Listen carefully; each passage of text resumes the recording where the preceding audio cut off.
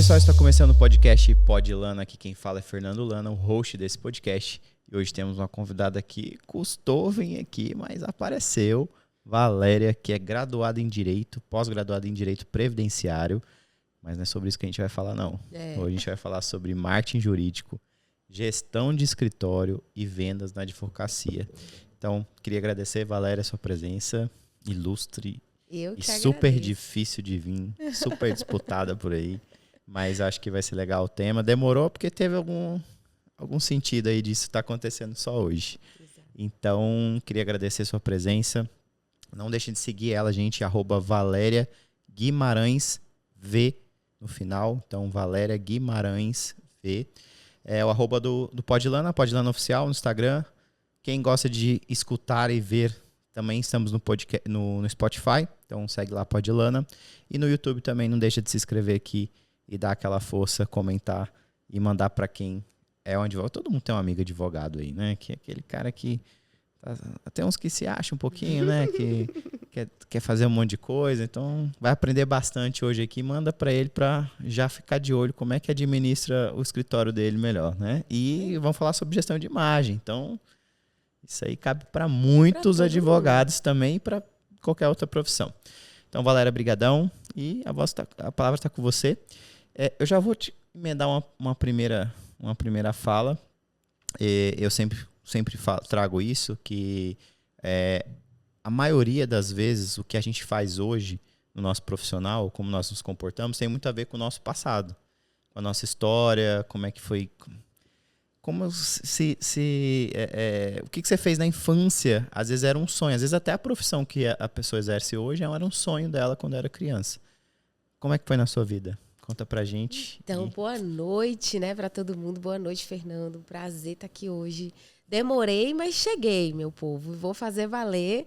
Vamos ver se a gente consegue aqui, não só para os advogados, porque quando a gente fala de gestão, marketing e vendas, é para a vida. Sim. Eu acho que a única profissão do mundo é a de vendedor, né? Sim. Então, já agora, começa por aí. Um advogado falando sobre vendas, isso é novo. É bem novo, isso é novo, né? Então, e sobre marketing e sobre gestão de escritório, então, nem se fala, porque Sim. A galera não se preocupa com isso. Mas eu, inclusive, amo falar, então o podcast é a minha praia, eu tô aqui me sentindo em casa. Que bom. Olha só, sobre essa questão de sonhos e tudo mais, eu já vou começar falando o seguinte. Eu não tinha muita perspectiva na vida, porque, como a gente conversou antes, eu vim de uma família muito pobre. Meu pai foi pedreiro a vida inteira, minha mãe feirante, e eu sou do interior da Bahia. Então, assim, não tinha nem como sonhar. Sabe? Quando o teu círculo ali, ele é muito limitado. Falta um parâmetro, né? Não tem um comparativo. Não tinha parâmetro. Então, a gente não tinha como...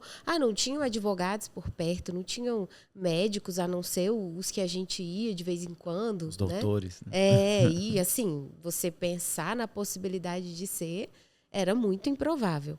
E eu costumo me considerar como...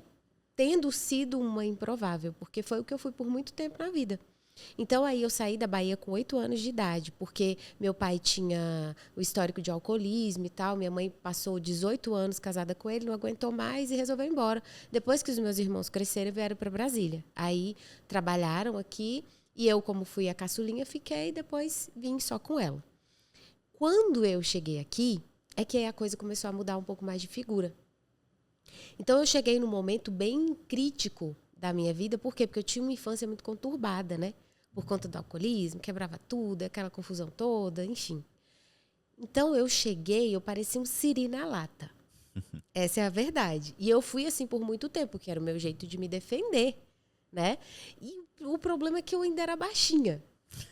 Aí você já imagina. Então, eu tive essa fama de muito bruta por muito tempo. Depois, eu fui trabalhando, comecei a trabalhar muito cedo, fui convivendo com outras pessoas, e aí eu comecei a ter os parâmetros. Aí eu me lembro de uma ex-chefe minha que ela tinha MBA, ela era super desenrolada, falava inglês fluentemente, tinha outra que já tinha feito um intercâmbio. Mas isso foi trabalhar antes de você ter sua formação? Antes de advogar, E o rolê foi grande. Já trabalhei em floricultura, trabalhava de... Você começou a trabalhar com quantos anos?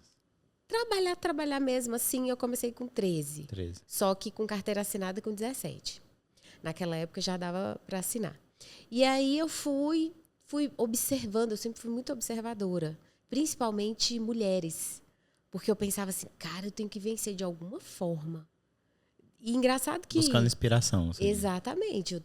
Não dá para ser só isso aqui. Aí eu já trabalhei de tudo. Eu me lembro que eu trabalhei numa floricultura e eu ganhava R$283 por mês. Aí eu juntei uma grana com esse dinheiro. Não tinha, assim... Não gastava, né? Ia juntando, consegui juntar R$2.000. E esses R$2.000, quando eu tive que sair da floricultura, porque meu irmão vendeu a casa, que era no Goiás, a gente veio para Brasília mesmo, e eu perdi o emprego, óbvio, porque ela não ia ficar pagando minha passagem. Eu peguei esse dinheiro e paguei o único cursinho que eu fiz na vida. E aí passei no concurso. Então, antes de advogar, eu passei no concurso, que é da Secretaria de Saúde. E aí foi quando a minha vida começou a realmente mudar um pouco mais. Porque aí eu já tinha condição de pensar em fazer um ensino superior, né? Enfim. Mas até então eu não pensava, porque não tinha como pagar. Então era uma coisa ou era outra. Foi tudo muito, assim, suado mesmo. Então, se você perguntasse para mim, você sempre sonhou em ser advogada? Não. Eu queria ser alguma coisa. Eu não sabia como ou o que eu seria. Eu sei que quando eu passei no concurso, eu tive acesso a algumas pessoas, assim, né, mais influentes, e entre elas uma advogada. E aí eu olhei aquela mulher entrando, super bem arrumada. Eu falei, é isso. É essa aí que eu quero. É desse jeito que eu quero. Só que eu queria ser delegada. Eu entrei na faculdade pensando em ser delegada. Graças a Deus, né? Não deu certo. Mas aí fui lá, fiz o curso, comecei a conversar com alguns professores e tal. E me veio a possibilidade de advogar. E assim, Fernando, é aquela história que eu sempre falo. Para quem não tem nada, metade é o dobro. Então, assim, imagina uma pessoa fazer a faculdade, porque dinheiro sobrando nunca teve. E não ganhava muito na Secretaria de Saúde. Então, o dinheiro que eu tinha era para pagar xerox, porque às vezes livro não dava. Sim. E eu mapeei todo o curso de Direito em cadernos. Porque eu pensava, gente, é a única coisa que eu tenho na vida. Eu sempre fui muito Caxias. Então, eu pensava, se eu não tirar 10 na escola, eu vou tirar 10 aonde? Me explica. Se eu não tirar 10 na faculdade, como é que eu vou passar na UAB? Engraçado que ninguém da minha família, ninguém nunca fez, nunca teve nível superior, não estudava. Tipo assim, se você perguntar de onde você tirou isso, não sei te dizer. De alguma forma, né, passaram pessoas na minha vida. Uma forma segura de você garantir, né? Você não queria que desse errado, né? Exatamente. Eu pensava, é só isso aqui que eu tenho. Então, eu tenho que fazer valer. Então, eu passei a faculdade inteira. Eu prestava atenção em cada gota de aula. Sabe aquelas aulas que você só tinha vontade de ir embora? Eu estava lá. E os meus amigos, Valéria, vamos não sei aonde? Posso não. Vamos não sei o quê. Não posso não. E estava lá. O que eu fiz? Eu peguei esses cadernos, não fiz cursinho para a OAB, não tinha dinheiro. Fui lá, um amigo meu, assim, cabeção, sempre tem aqueles, né? Ele foi lá, fez só para testar a OAB, a primeira fase, no 8º semestre, e passou. E naquela época, no 9º, já valia. Aí eu falei, pô, Fernando, entra com mandado de segurança, faz esse negócio valer. Ele, não, eu faço no 9º de novo. Eu falei, poxa, porque detalhe, eu sempre fui a esforçada. Eu não era inteligente, ele era o inteligente. Então, o que ele fazia com facilidade, eu tinha que fazer 30 vezes para dar certo. Eu falei, cara, eu vou fazer o seguinte, eu vou tentar esse negócio, mas não vai ser no 8º, não vai ser no 9º, mas sem pressão. Só para eu testar, porque eu ainda posso fazer depois. Aí deu certo. Só que foi a primeira fase. Imagina a pressão que eu me coloquei para a segunda fase. Aí eu louca da vida, estudando e correndo, afta na boca, a boca toda estourada. Acordava 3 horas da manhã com o mapa mental que eu fazia assim na parede. Meu Deus, esqueci tal coisa. Corria, ia. Consegui passar. E quando eu vi o meu nome naquela lista, sabe? Passou um 360 na minha cabeça. Eu falei, cara, eu não tô acreditando. Foi um dos momentos mais fodas da minha vida. Assim, para muitas pessoas não era nada. Mas para mim significava Uma muito. conquista muito grande, né? Poxa vida! E eu estava no hospital na época, né? Que eu trabalhava. E tinha um senhor lá, super gente boa, meu amigo até hoje, o Júlio. E aí eu falei para ele, chorando, Júlio, eu consegui passar. E eu me lembro que ele começou a chorar também, porque ele já acompanhava a minha história e tal. Então foi bem emocionante. Mas detalhe, praticamente ninguém sabia. Eu fazia tudo caladinho. Eu passei no concurso calada, passei na OAB calada. Então já fica a dica, viu, gente? Em boca fechada não entra mosquito. Quando você fala muita coisa, a tendência a dar errado é grande. Eu ia caladinha. Hoje, né? Galera, ainda mais hoje. Extremamente negativa. Em tempos de rede social. Então, assim... Eu também balde de água fria pra tudo quanto é lado. Nossa. E eu não tinha muito com quem dividir também. Porque olha só o que aconteceu comigo. Eu descobri depois, tá? Aqui foi um rolê de autoconhecimento muito grande. Teve que ter terapia. Gente, trauma infantil é a pior coisa que tem, né? Porque aí te traz um monte de crença limitante e você não vai pra frente porque aquele negócio tá lá em você e às vezes você nem sabe. Só que eu sempre tive muito essa coisa de resolvo os meus problemas, né? Sempre. Não tinha quem resolvesse, eu ia ter que resolver. Então, eu já comecei a perceber que eu era muito introspectiva, que isso não ia dar certo para advocacia. Eu falei, cara, eu tenho que largar essa timidez. Eu era muito antipática. Nossa, como eu era antipática, Fernando. Mas era muito, assim, carrancuda por causa do sofrimento, sabe? E aquela coisa de, ninguém manda em mim, você não vem falar nada comigo, não, que isso aconteceu um dia, mas não acontece mais. Então, eu sempre tive essa fama de ser antipática. Eu tive que trabalhar isso. Na faculdade mesmo, o que eu fiz? Eu entrei em centro acadêmico, eu participei... Tentou sociabilizar. Sim, mas era um desastre. Era horrível. Mas fiz a minha parte, dei uma melhorada. Porque eu sabia que isso ia ser importante para a advocacia, né? Enfim, passei por toda essa dificuldade de início de advocacia também, porque quando eu peguei meu OAB, eu estava grávida. Então, tipo assim, meu marido, a gente está casado há 23 anos. Eu o conheci, eu tinha 17 e ele 18. Não. Então, eu estava com a Sofia no braço, que era minha pós-graduação, né? Tava com a OAB do outro lado e o Daniel lá, tentando fazer as coisas darem certo. Tudo de uma vez. Eu pensei, cara, eu vou fazer o quê agora? Eu não estava no digital ainda. Aí foi quando eu comecei a ver um movimento no Facebook. Eu falei, quer saber? De repente, eu tô aqui cuidando de menino, eu posso estar aqui fazendo uns textos, né? Que antes o hype era o texto, o textão. Comecei, fui para a comissão de OAB, porque, para quem não sabe, a OAB mesmo, ela tem algumas comissões temáticas. E é trabalho voluntário. Só que foi lá que eu consegui meus primeiros clientes, porque eu fazia parceria com os advogados. Então, eu tinha lá expertise na área de direito previdenciário, que é a minha área. E eles não sabiam e tinham um cliente, eles me passavam e a gente fazia parceria. E foi lá que eu aprendi a palestrar, foi lá que eu aprendi a liderar. Então, assim, foi uma escola maravilhosa. Valendo, né? Escola valendo. Exatamente. Não era mais faculdade, né? Agora era valendo. Ali você pagaria por todos os seus atos, né? Ali, se bobear, dançava. Mas hoje eu olho assim, eu falo, caramba, né? Às vezes você nem sabe como chegou aquilo. Você nem sabe como é que certas coisas andaram. Eu acredito muito em Deus e eu sempre falo sobre isso, assim. Apesar de eu não ter tido todo o acompanhamento familiar que eu precisava, que uma criança precisa, né? Deus foi muito bom comigo. Então, ele me orientava o tempo inteiro. Às vezes eu estava indo para um lugar e eu sentia, não é para ir por aqui, não, é para ir por aqui. Então, sempre teve a mãozinha dele ali, sabe? E foi o que me fez chegar onde eu cheguei, porque se não fosse isso... A gente tinha tudo para dar errado. Sim. Eu e a minha família toda. Eu não sei, eu tava conversando sobre isso, da geração dos 30, né, para cima. Eu já tô nos 40. Tô nos 30 ainda, quase 40. Mas assim, o tanto que... o nosso passado na infância, nós tínhamos um pouquinho...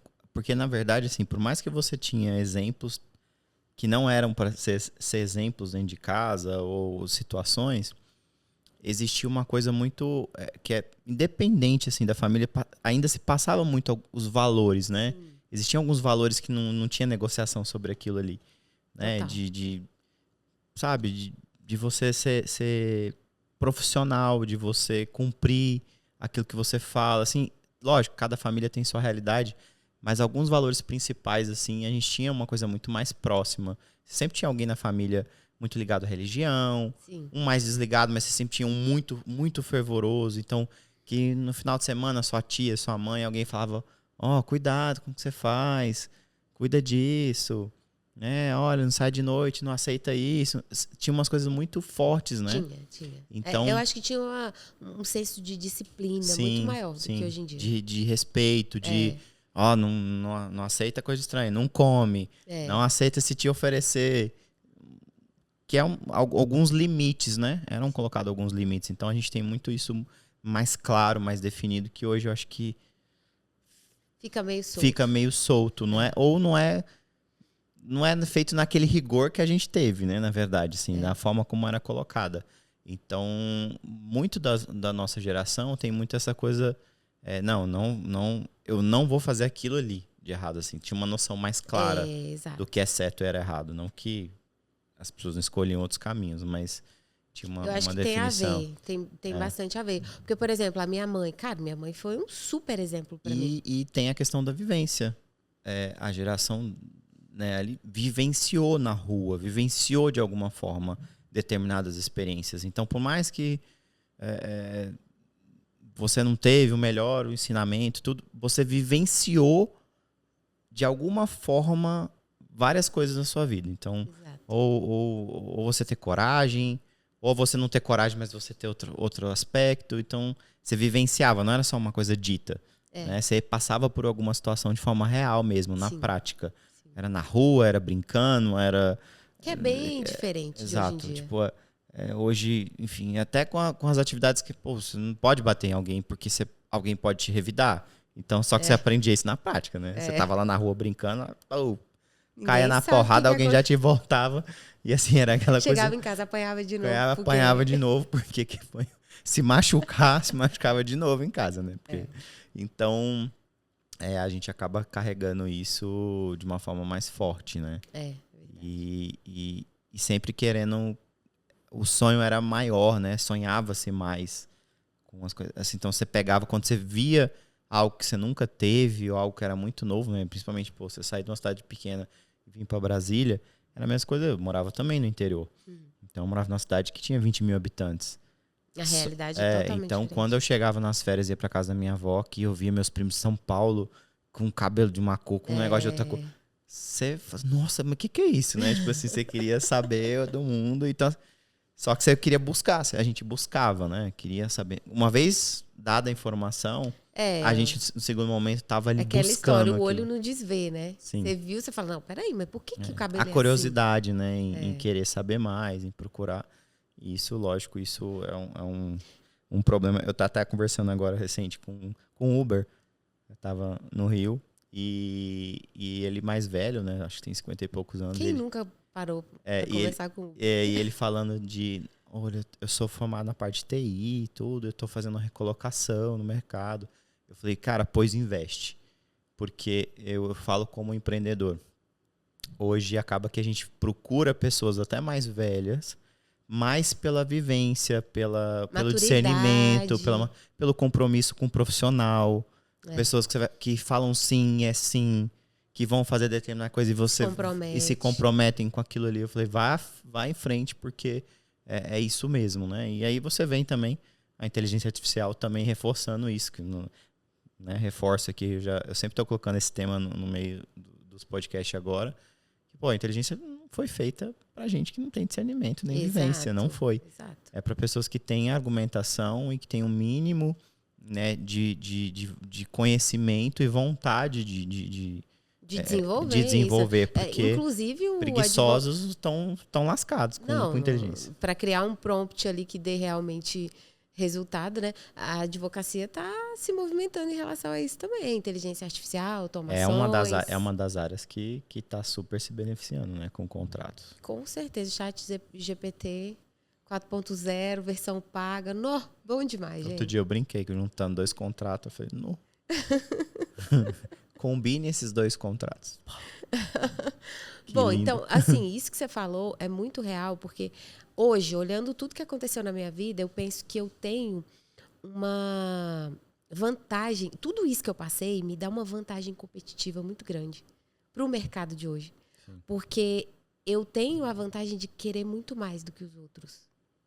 Eu vejo isso porque eu acompanho centenas de advogados, milhares de advogados no meu perfil. Porque o meu perfil é nichado para advogado, mas não é um perfil chato, tá, gente? Pode seguir lá que vocês vão gostar. Tem look do dia, pra mulherada. Então, tipo assim, eu quero muito mais do que os outros. Eu vejo assim, mas por que eu passei por isso tudo? Mas isso me beneficia hoje em dia. Então, tem coisas que eu consigo fazer hoje no meu negócio que tem advogado que ainda está dormindo, que não enxerga, que não está afim, não tem aquela vontade, aquele brio que a mãe da gente falava, sabe? Esse menino não tem brio. Então, isso realmente me faz... Bom, você tá dando mentoria por vivência, né? Exatamente. Convivência, né? Exatamente. Não, essa galera nova aí que pega as coisas na internet e manda o chat GPT. E ainda no chat GPT versão gratuita, que ainda é uma derrota, gente. Cuidado.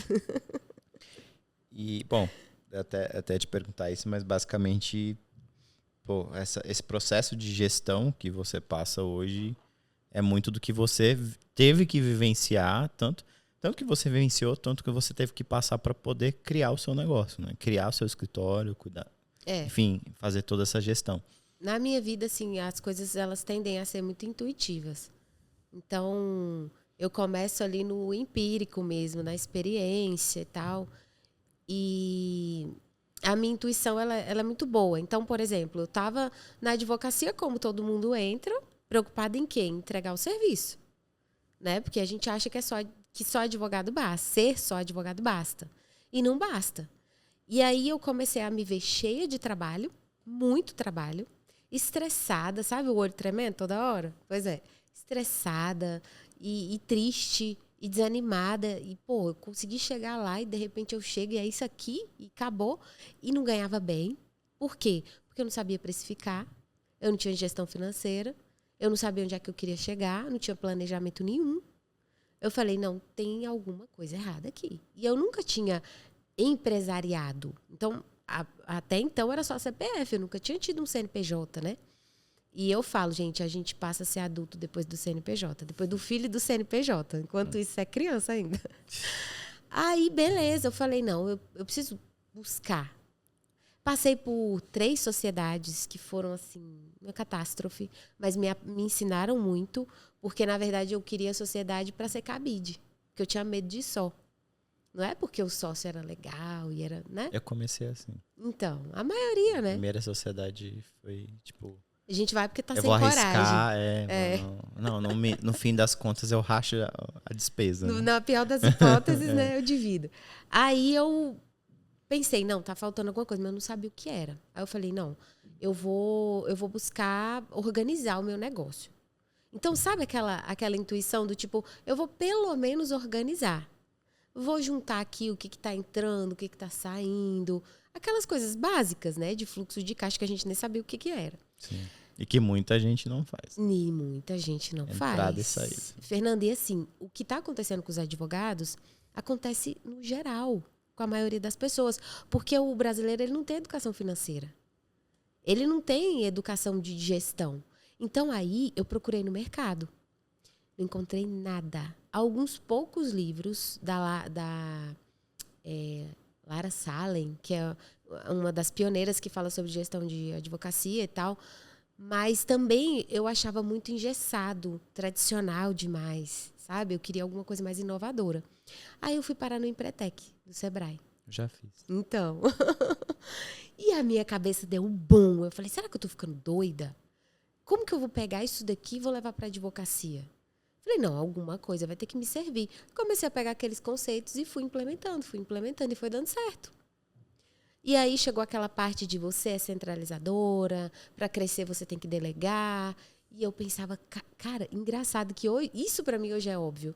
Mas quando o meu primeiro mentor falou assim para mim, o teu problema é que você precisa delegar, era muito novo para mim. Eu falava, mas como não, assim? Mas não tem como. Como é que eu vou Como é que eu vou passar delegar? isso pros Não, a outros? pessoa não vai fazer igual, não tem como. E engraçado que hoje eu olho para os meus mentorados e eles têm as mesmas dificuldades, só muda o endereço. Eu falo para eles, me conta, tipo assim, como se fosse a novidade, né? Mas é a mesma coisa, né? São as fases da vida do empreendedor. E aí eu me dei conta que eu estava empreendendo. Claro que foi um processo, né? Quebrei muita cara mesmo. Abri o tal do CNPJ, resolvi ir sozinha. E eu vou dizer uma coisa para vocês. Não sei se foi porque a sociedade não deu certo para mim, mas ir sozinha é bom demais. Principalmente na hora dos honorários, né? Então, aí eu fui aprimorando e meio que fui criando a metodologia. E entrei no digital em 2017, efetivamente levando a minha advocacia para o digital. Eu costumo falar que a rede social hoje ela é a extensão do seu escritório. As pessoas querem dissociar isso, não tem como. Eu sou advogada na rede social também. E as pessoas que estão ali, elas estão vendo a minha imagem, elas estão vendo a possibilidade de me contratar, dependendo da situação. É um processo de construção, né? Porque você pode ter 20 anos de carreira física e o digital é começar do zero. Exatamente. Lógico que a velocidade com que aquilo se propaga é maior. Você não vai ter que ter 20 anos para mostrar a sua pessoa ali, mas é um processo que vai ter que ser construído para conseguir confiança digital, né? Exato, é a construção de autoridade, Sim. né? Que eu sempre falo, você não impõe autoridade, você constrói, Sim. não tem jeito. E para você conquistar e se conectar é difícil, né? E é um processo de autoconhecimento também. Que você vê sua cara todo dia, você ouve sua voz todo dia, você acostuma consigo. Entendeu? As pessoas estranham, elas falam, meu Deus, como eu sou estranha aqui. Eu falei, não, você é estranha assim também no off, ué. Se acostume. E eu passei por esse processo de autoconhecimento, que foi muito legal. Fui para terapia, sabe? Me melhorei como ser humano, como pessoa. A maternidade também me ajudou muito nesse processo. Mas o fato é que eu fui para o digital, sem saber muito o que eu estava fazendo lá. Tinha ido para o Facebook, mas o Instagram é completamente diferente, né? Aí comecei a ensinar advogados, felizmente. Não sabia o que eu ia fazer, mas eu comecei a fazer a coisa certa. E fui atraindo advogados para o meu perfil. E aí eu já passei por um processo de ensinar a minha área, que era direito previdenciário, com uma sócia. Depois eu migrei para gestão, marketing e vendas. E olha como que isso aconteceu. Um insight, assim. Eu falei, bom, tá meio cansativo esse negócio de previdenciário, porque, o previdenciário não é de Deus. Não é. É uma das áreas mais difíceis do direito. Até porque envolve cálculo, né? Então, daí vocês já tiram. E aí eu falei, bom, eu vou fazer um evento diferente. Vou levar gestão para os advogados, que era o que eu tinha aprendido naquele meio tempo ali. Quando eu fiz isso, deu um boom. Todo mundo querendo saber, todo mundo queria participar. E quando que você vai lançar um curso? E quando que você vai lançar uma mentoria? Eu falei, né? Aqui tem. E foi Oceano Azul. Porque não tem pessoas que realmente saibam sobre gestão na advocacia, porque é algo muito peculiar. Marketing jurídico, porque tem um código de ética. Né? A parte de vendas, a advogado não sabe vender. Só que primeiro foi a gestão. Aí depois eu fui aprimorando para marketing e para vendas. Então, hoje, eu considero que eu me encontrei, literalmente falando. Porque eu gostava muito do previdenciário, mas não era muito a minha praia de ensinar aquilo. Eu não conseguia ver o resultado na vida do advogado, entende? Porque uma coisa é ele saber a técnica, mas e um cliente para ele aplicar? O marketing atrai, venda fecha e a gestão dá base para crescimento. O técnico, ele contrata, né?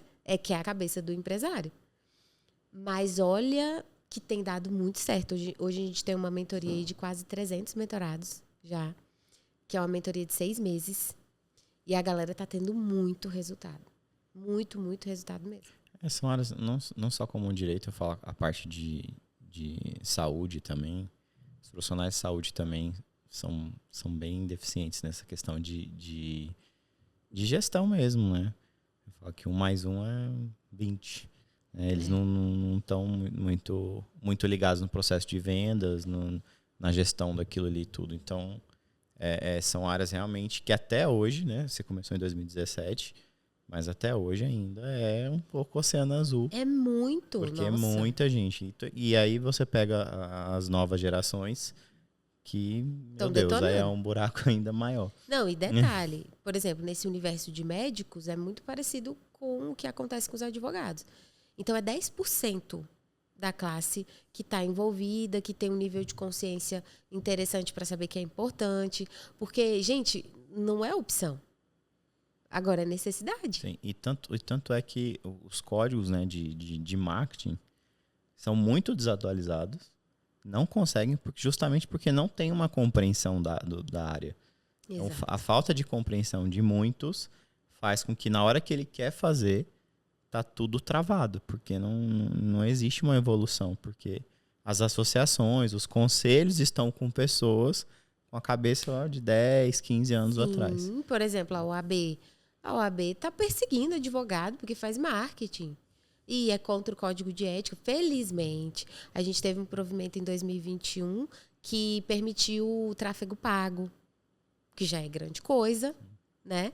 Mas ainda precisa evoluir muito, muito. Só que dá para fazer. Mesmo com o código, assim como a área médica tem o Código de Ética Sim. também, na advocacia dá para fazer, educativo e informativo. Eu costumo dizer o seguinte, se você conhecer a jornada do cliente, ela é tanto para o off quanto para o online, que é atração, conexão e venda.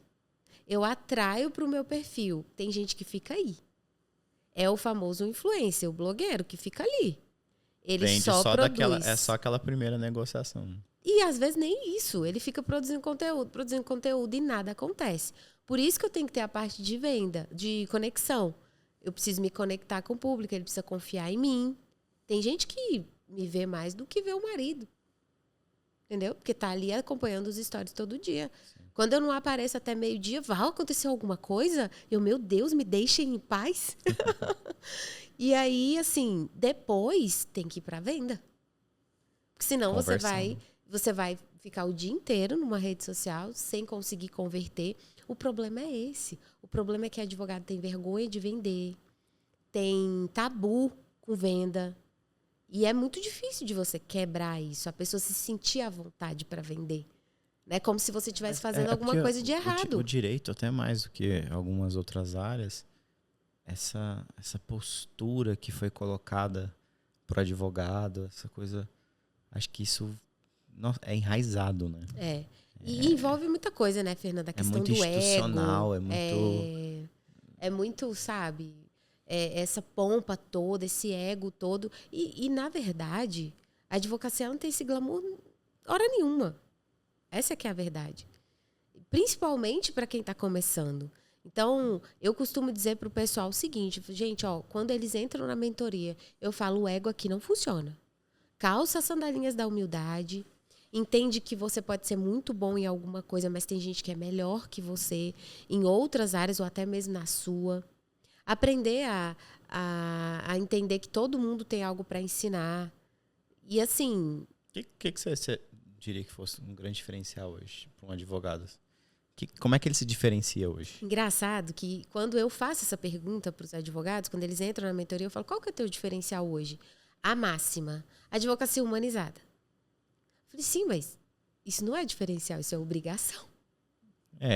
Eu também não entendi. Né? Advocacia humanizada. Como consumidor, mas você não conversa, né? Não tem tipo diálogo. assim, não tem né, empatia, não tem nada disso. Eu falo, gente, isso daí já era, acabou, não fala mais isso. Tá feio, para que tá feio. Tipo, falar que eu tô entregando um produto com qualidade. Não, mas não tinha. Mas isso também é obrigação. Tipo assim, não tinha qualidade então, você só tá entregando agora. Porque eu sei muito sobre a minha área. Obrigação. Então, Fernando, se a pessoa virar para mim hoje e ela falar assim, olha só, hoje eu tenho uma base de gestão dentro do meu escritório, para mim é diferencial, sabe por quê? Porque ela tem base para escala com qualidade. Não adianta.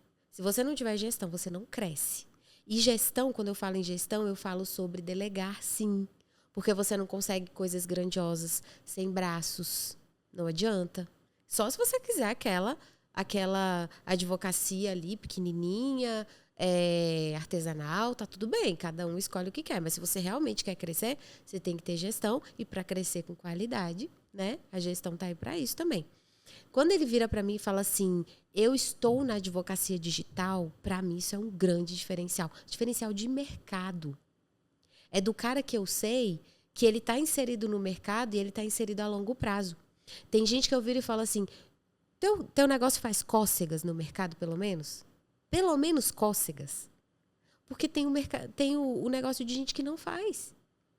A pessoa chega para mim e fala assim, eu quero crescer na advocacia. Você tem CNPJ? Não. Então, peraí. Né? Tá com um problema bem grande já. Né? E você tá faturando e tá tudo pelo CPF, então você tá morrendo em imposto para começar, né? Então, é uma visão muito, muito, muito pequena. As pessoas têm que começar a se ver como empresa. E a OAB não ajuda. Porque a OAB diz, não pode mercantilizar a profissão. A advocacia não é um negócio, mas se eu vendo serviços, o que é então? Né? É só a gente entender o limite do código de ética e, na minha opinião, respeitar. Sim. Se você não concorda, vai lutar para melhorar. Mas eu, particularmente, estou, desde 2017, fazendo marketing dentro dos limites. Nunca recebi absolutamente nada da OAB e está tudo certo. Eles vão liberando e a gente vai fazendo. Vão liberando e a gente vai fazendo. A questão de... Mas porque tem coisas que não estão nem previstas, né? Exato. Basta, você tem que entender, para você entender que não está previsto determinada coisa e tem... digamos, as brechas. Exato. Tudo tem, né? Sempre tem. Porque muita coisa é subjetiva mesmo. Sim. E o outro diferencial é o advogado chegar para mim e falar assim, eu sou um vendedor. O que você colocar na minha mão, eu vou vender. Cara, é sério. Ser vendedor hoje em dia é tudo. Eu achava que eu sabia vender. E olha que eu já vendi de tudo. De buquê de rosas a curso de inglês. Quando eu realmente tive acesso a vendedor de verdade. Então, hoje, por exemplo, tem o meu sócio no digital, que ele é um vendedor nato. O que você colocar na mão dele, ele vende. Não importa se ele tem conhecimento jurídico. E aí, para isso entrar na cabeça do advogado, é impossível. Porque ele fala, mas como que ele vai vender se ele não é advogado? Mas você consegue qualificar hoje um advogado para venda ou você acha que é algo que tem que estar um pouquinho dentro da pessoa? Particularmente, com a visão de empresária hoje que eu tenho, eu acho que advogado é uma mão de obra muito cara para estar na venda. Entendeu? Porque na venda você tem hoje vendedor júnior, pleno e sênior. Então, dependendo do teu negócio, você pode ter um vendedor júnior, você pode ter um vendedor... O advogado não. O advogado, ele, mesmo o júnior, ele ainda é uma mão de obra cara. Então, ele pode estar no operacional, pode estar fazendo o teu setor de execução funcionar. Quando você tem um comercial formado só por vendedores. Você cria o fluxo de atendimento. Qual a autonomia que você vai dar para o cara? Depende do serviço que ele vai vender. Então, os meus vendedores hoje, eles têm lista de requisitos necessários, eles têm lista de documentos necessários, e se tiver que chegar no advogado, já chega tudo muito mastigado, tudo muito filtrado, para eu não fazer o meu advogado estressar com o tráfego pago, atendimento de lead, que não é fácil, a gente sabe que não é, né? Pelo amor de Deus, não me façam atender leads mais. Por isso que eu valorizo os vendedores. Então, eu acho que assim, a gente precisa ir... Eu costumo dizer o seguinte, a cabeça do advogado empresário hoje não é sobre vender mais, é sobre lucrar mais. Eu tenho que colocar o Pareto lá, que é o meu 80-20. Eu tenho que ver os 20% que me trazem os 80% dos resultados. A galera faz o contrário. Elas só olham para os 80% que trazem os 20% dos resultados. Mas essa é tão... A regra de Pareto, na verdade, eu fui, depois de 14 anos de empresa, o ano passado que eu fui parar para aplicá-la de fato. Assim, lógico, dentro de uma série de coisas que eu já tinha evoluído, mas assim, mais como perspectiva de vida. Sim. Tipo, olhar para o futuro e falar, não, peraí. O que eu quero para mim? Tá tudo certo, beleza, se eu viver assim, eu vou viver ok, tá tudo funcionando, mas eu preciso fazer 20% para me dar 80%. Exato, porque quando a gente saiu de lá do nosso interiorzinho, o que falavam pra gente? Só quem morre de trabalhar é que se dá bem na vida. E eu vim para Brasília com esse pensamento. Sim. Só que agora, assim, quando eu faço o meu planejamento é sobre como eu vou trabalhar menos e ganhar mais. E delegar vem dentro disso. E as pessoas pensam, delegar é ruim. Gente, delegar, você está fomentando o teu negócio. Na verdade, é entender a perspectiva de tempo, né? Porque quando você percebe que o seu minuto vale mais do que tudo, você vai pensar bem, eu vou na rua, nossa, eu vou ficar o dia inteiro resolvendo coisa na rua, nossa, eu vou perder muitas horas. E aí você fala, não, eu tô perdendo dinheiro, é automático, né? Exato. Não, eu não vou pra rua. Dá pra resolver antes, dá pra mandar, eu até brinco com a minha esposa, que você conhece, eu falo, Jéssica, não, você tem que buscar, você vai buscar? Manda um Uber buscar o negócio. Exatamente. Eu vou pagar R$100 pra mandar buscar do outro lado da cidade. Mas você ir lá, o tempo que você gasta pra fazer aquilo ali, não tem lógica. Tem Tipo assim, coisa que então não tem vale coisa a que pena. não compensa. Então, essas mínimas coisas, na verdade, porque é o que mais demanda tempo. Principalmente quando você é centralizador, né? Eu já fui centralizador também. Acho que todo empreendedor nasce eu centralizador acho. por necessidade. É. Quando você A gente começa o seu aprende, negócio, não adianta. Eu brinco que eu até falo para muito cliente pequeno que tá começando, eu falo, olha, cria um e-mail do financeiro, cria um e-mail do jurídico, inventa nome para cada um e No você é todos. WhatsApp, você é o cara da cobrança, daqui a Se pouco... comporte como todo mundo, mas só para dar mais estrutura pro negócio e, enfim, mas é isso, né? Tipo, no início não tem como. Mas depois que você aprende, eu acho que é muito sobre o valor do seu tempo mesmo, que você vai entender o que é delegar e quanto vale isso. Na verdade, porque você tem que perceber valor. É isso que você tem que perceber. Eu acho que passa por esse processo que a gente falou de autoconhecimento, que gera autoconfiança, porque o advogado ele é muito inseguro em todos os sentidos. Por exemplo, eu costumo falar o seguinte, você não confia em quem você não conhece. Então, por isso que o autoconhecimento é tão importante. Às vezes a gente não se conhece, você não vai confiar em você. Né? Então, beleza, passou por isso aí, adquiriu autoconfiança, é a hora que você chuta o balde. Você fala assim, cara, para ganhar isso aqui, não, eu não quero mais. Chegou esse meu momento. Não cobro consulta? Que não cobro consulta? Como não? Então, se não cobro consulta, claro que depende também do bolso. Sim. Né? Uma série de situações. Mas é você ir entendendo o valor do teu trabalho. E outra, você entender que não dá para você ficar vendendo o teu tempo, cara. Porque o teu tempo é escasso. Você tem que vender serviço.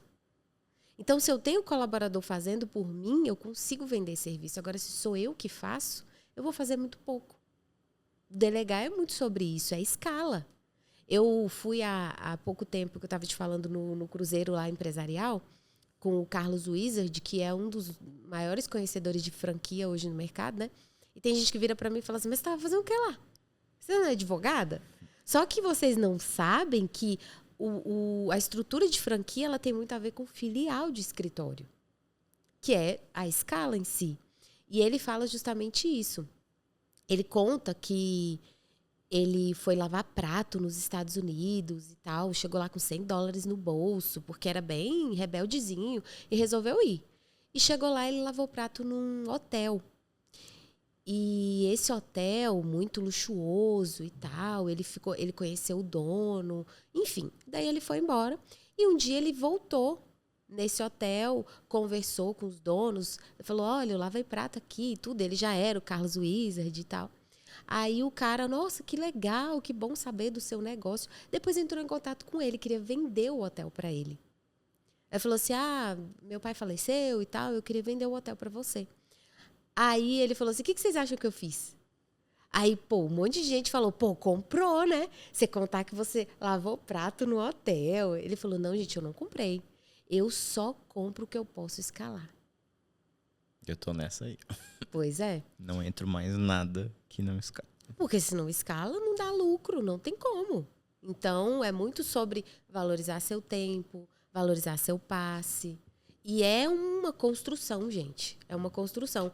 E tem muito... Você falou muito sobre terapia e tudo mais. Eu passei por um processo também que até então, se falasse comigo, Fernando, vai no psicólogo, no terapeuta, 3 anos atrás, eu falava que você era louco. Eu também. Quem vai é louco. Pra que eu vou precisar disso? Não. Tem gente que fala até hoje, né? Eu falava, eu era um desses. E realmente depois, por coisas da vida, acabou que eu fui. Acabou que eu fui, né? E a gente vai estudando várias outras coisas. Então, e são movimentos, né? Quando você faz movimentos na sua vida, as coisas vão acontecendo e vão surgindo outras oportunidades correlacionadas com aquilo que você está buscando. Né? Então, quando até o simples do eu acho que se eu pudesse falar para alguém hoje, para um jovem, só faça aquilo que escale, é para realmente comece a estudar se o que você está fazendo vai escalar, é 80-20. Se você conseguir pensar hoje mais cedo nisso, antigamente eu falava que eu me arrependia de ter começado a empreender mais cedo. Então eu esperei terminar. Eu já empreendia, né? Vendia, fazia um monte de coisa. Eu falo empreender no sentido de ter um CNPJ. Sim. Eu fui ter CNPJ depois que eu terminei a faculdade. Eu também. Empreender eu já empreendi antes. Vender e fazer negócio. Mas falar empreender no sentido de realmente abrir algo que é real, que você constrói, eu marco como CNPJ. Então, se você tem uma ideia, ou se você está pensando agora, você pode começar bem novinho já. Você já pode começar isso antes. E tem gente, porque essa geração é diferenciada. Tem uma galera que está começando muito cedo. Você vê aquele menino, o Davi, que criou lá, não sei se era um jogo, alguma coisa nesse sentido, e vendeu, né, por R$600 mil. O menino tinha 14 anos. Então, eles... Não, mas hoje, aí, assim, é o acesso à informação, né? Então, a gente não tinha. Entendeu? Não tinha. Então, eu falo que, na verdade, muita coisa que eu aprendi também como empresa, como ter a importância do CNPJ, a importância da construção de faturamento, a importância de você declarar imposto de renda, o que isso interfere no mercado de crédito, no que interfere em ter uma conta bancária com um banco X ou Y, por que ter com esse e não ter com aquele? Sim. Enfim, tudo isso eu fui aprendendo na vida, no dia a dia, com o cliente, com o outro, vendo o exemplo de mas como é que o cara conseguiu esse dinheiro, mas ele não tem? Não, é crédito. Exato. Para ter crédito, você precisa ter o quê? E aí você vai aprender. Como que ele pode e eu não posso? Hoje, o que ele tem que eu não tenho? Hoje, na verdade, o que a gente não tem são pessoas curiosas. Porque quem for curioso, o mínimo, consegue ir numa internet hoje e buscar informação de qualidade. Isso me deixa pasma. E até irritada muitas vezes. E tem aluno meu que fala assim, nossa, hoje ela tá atacada. Mas não é isso, gente. É que assim, eu sempre fui assim. E na minha época, aquela, né? Eu vou me entregar. Já falei que eu tô na casa 200 aqui, mas na minha época não tinha Google. Barça. Era Barça. Eu escrevi, copiava Barça. Então, assim, rede social, no máximo MSN, que a galera olhava de 6 em 6 meses. Então, assim... Por favor, antes de vocês perguntarem alguma coisa, deem o Google. Não custa, tá tudo lá. ChatGPT, gente. Então, as pessoas estão muito preguiçosas. Assim, não, mas eu não consegui achar, não. Peraí. Não, você não procurou. Você não procurou? É. Eu vou gastar 5 minutos para achar esse aqui. Mas aí eu converso bastante sobre isso com meu marido, né? E ele fala assim, mas tá tudo bem, né? Porque que bom que existem essas pessoas. Mas assim, poxa, por exemplo, um dos meus mentorados, eu faço questão de falar, acorda pra vida, não dá. Gente, o mundo, ele é dos executores mesmo. É da galera que pega e faz, executa. Eu tenho muito na minha cabeça o seguinte, conhecimento é muito bom? É muito importante? É. Mas se você não executa e não transforma em resultado, ele não serve pra nada, Fernando. Quantas pessoas inteligentíssimas que estudam pra caramba. A galera tá toda aí, escondida, ninguém sabe onde tá, ninguém contrata. O conhecimento que ele adquiriu foi pra ele. Era a galera do fundão, né, que fazia. Né? E aí, hoje é os chefes dos da frente. Exatamente. Chef. Então, assim, a gente sair mais dessa zona de conforto que a gente se coloca. É aquilo da vantagem competitiva que eu te falei. Existem pessoas que nasceram para executar. E executar é um hábito, né? Você vai adquirindo. Você começou a se encorajar, fez uma vez, fez outra, errou, mas deu certo. Não, peraí, eu vou fazer de novo. Eu, por exemplo, adquiri o hábito de executar, de ser disciplinada. É que você começa a calcular, né? O risco. Então, o risco não é um risco, ele é um risco calculado. Hein? Isso aprende no Empretec, né? Eu tenho até isso que é correr riscos calculados, uma coisa assim. Enfim. Então, a gente corre risco, mas calcula antes, com base em dados você tem e tal. Não é uma loucura. Né? Você comete muito menos loucuras quando você tem o hábito de executar, porque você vai aprendendo e vai retirando as falhas daquilo ali. Vai errar, vai continuar errando. E perder sempre vai perder, porque uma decisão comporta se você não perder, você vai ter um grande problema. Você pode ser a pessoa mais bem-sucedida. Se você nunca perdeu, A hora que No mínimo, perder você não pode tá ser fazendo nada pode ser um também. grande problema a hora que você perder, porque você realmente vai perder absurdamente, vai ter um efeito psicológico Não vai que saber você lidar. nunca vivenciou e não vai saber lidar com aquilo. É. Então, complicado. E vamos lá, né? Porque você falou essa mentoria aí deve ser muito foda. Essa porque mentoria é muito eu boa. falo porque Ó, advogado. vou falar o nome da mentoria. Mentoria Level, não por acaso, que é para levar para o próximo nível. E todo mundo que entra lá recebe o título de Diamond. Aí eles não entendem por quê no primeiro momento, né? Mas até a logo da mentoria, ela tem tudo a ver com o Diamond. Então, Level é um... Como é que é o nome que eles chamam? Sabe aquela palavra que você lê de trás para frente? De frente para trás e é a mesma palavra? Não sei qual. Esqueci o nome. E aí, no meio do V, que é de Valéria, não, né? Tem o diamantezinho. E a ideia é pegar esses diamantes, lapidar eles e fazerem eles brilharem no mercado. Praticamente 90% são mulheres. Só que ainda tem alguns homens lá e eles estão aderindo cada vez mais. Eu falo, tudo bem, vai entrar, mas não pode achar ruim de ser chamado de Diamond, porque vai ser chamado.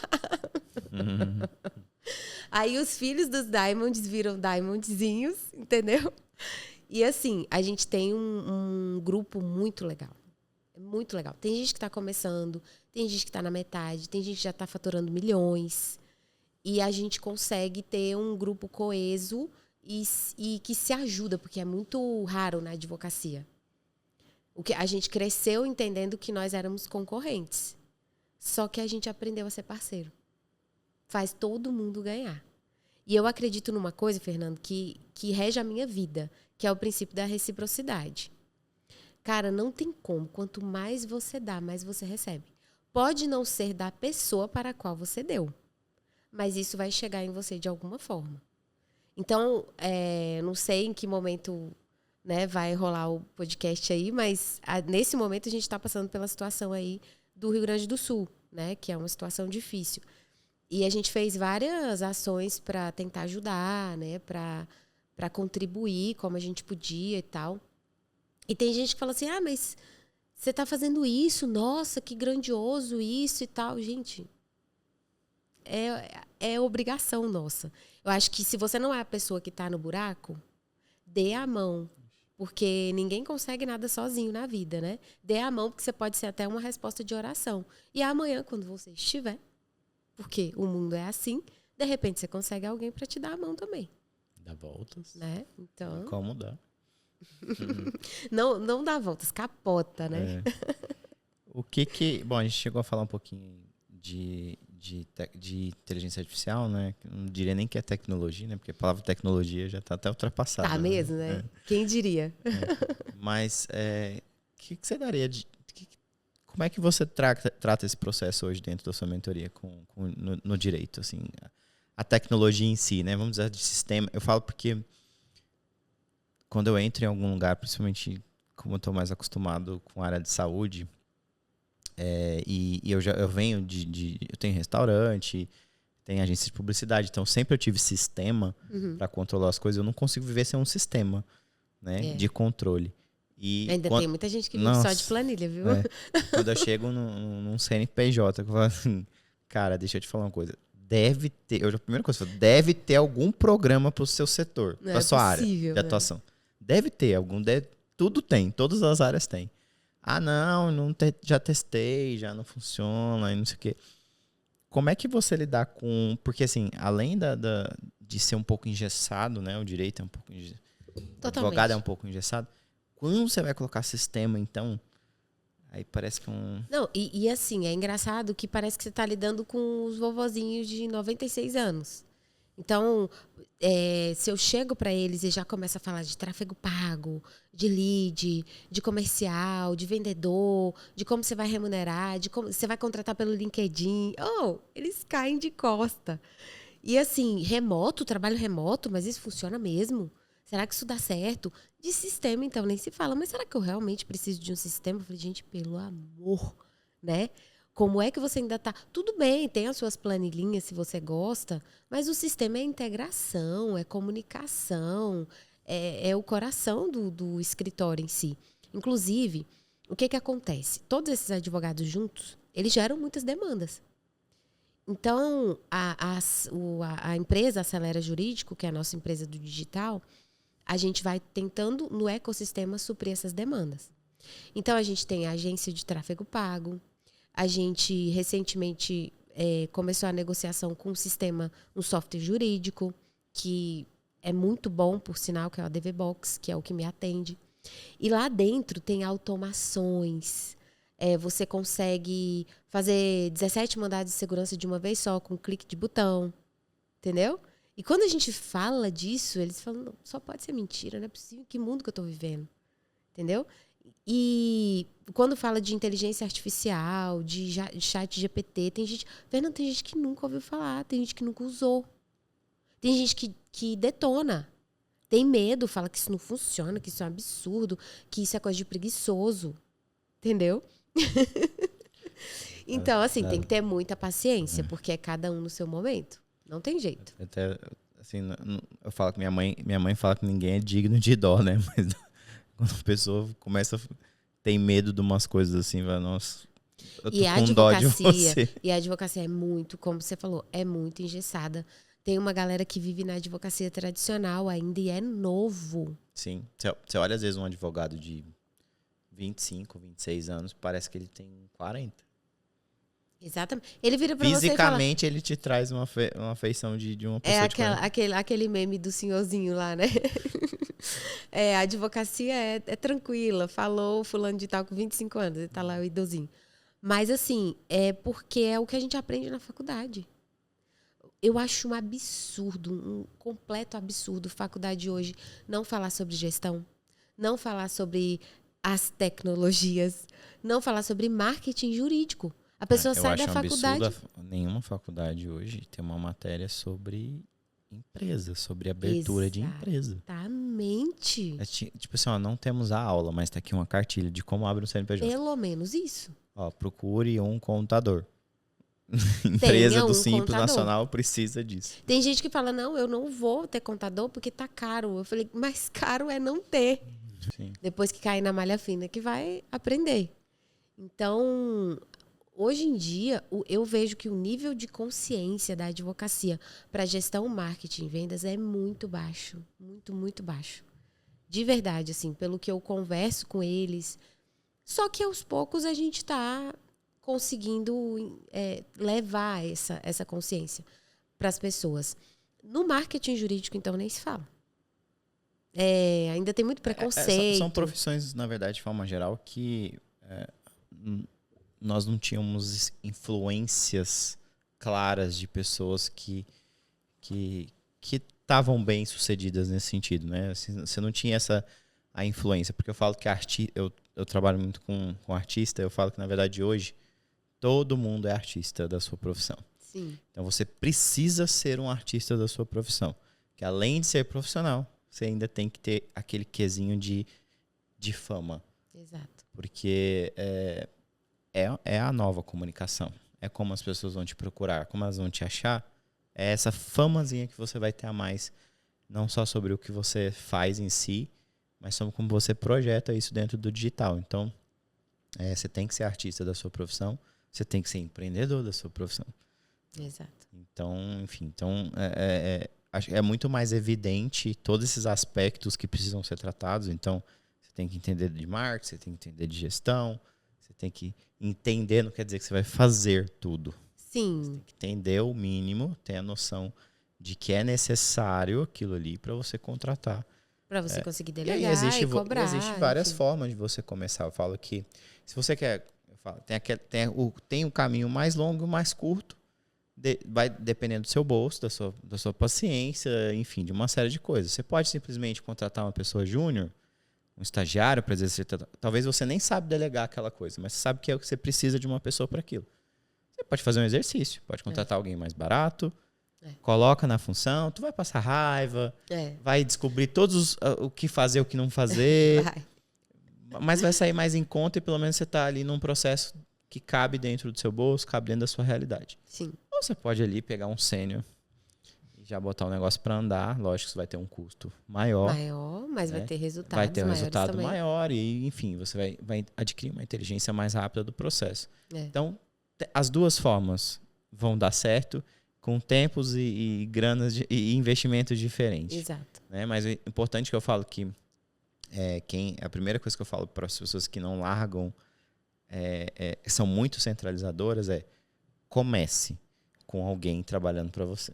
Exato. Você tem que ter alguém onde você delega o mínimo de função, o mínimo possível. Seja responder um WhatsApp e atender. Eu falo, nem falo atender o telefone, porque quase ninguém atende telefone. Ninguém... Mas que seja atender um telefone. Por quê? Porque você precisa aprender a trabalhar com outra pessoa, cuidando de algo que você esteja fazendo, para você aprender a contratar um próximo.